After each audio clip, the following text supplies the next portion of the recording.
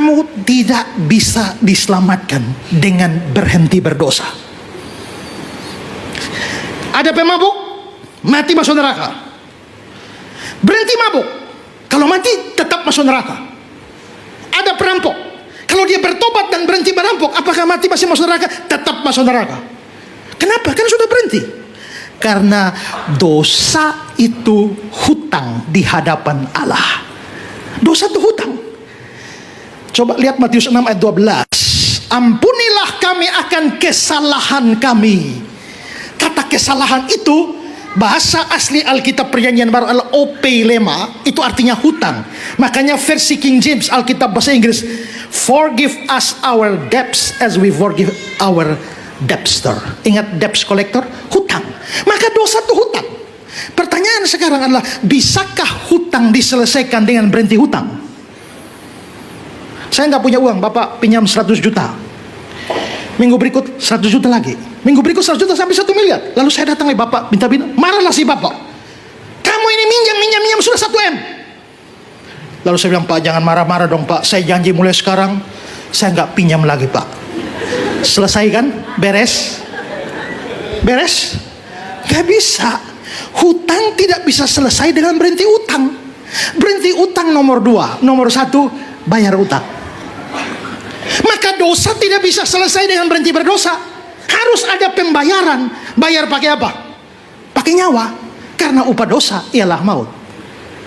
Maka itu berarti orang berdosa tidak bisa selamat hanya karena dia berhenti berdosa. Semua kita yang berdosa, begitu berhenti berdosa, kita tetap binasa semuanya. Jadi kita tidak ada cara lolos itu.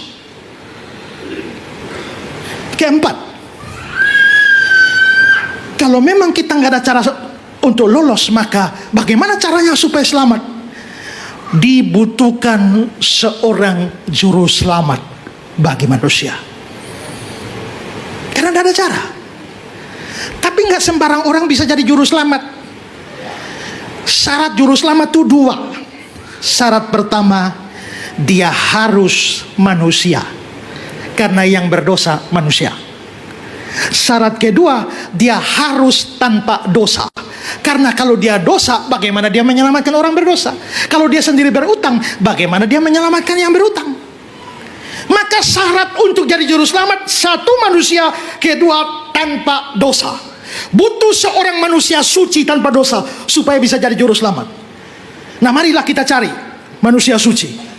Dari Sabang sampai Merauke. Dapat manusia? Dapat yang tidak berdosa? Nggak dapat. Maka di sini ada manusia, hanya nggak ada yang nggak dosa. Semua dosa. Kalau begitu jangan cari di sini. Cari di mana? Cari di surga. Di surga dapat yang tidak berdosa? Dapat. Siapa? Allah. Allah tidak berdosa. Tapi apakah dia manusia? Bukan. Maka di sini ada manusia tapi berdosa. Di sana ada yang tidak berdosa tapi bukan manusia. Maka di sini tidak ada, di sana juga tidak ada.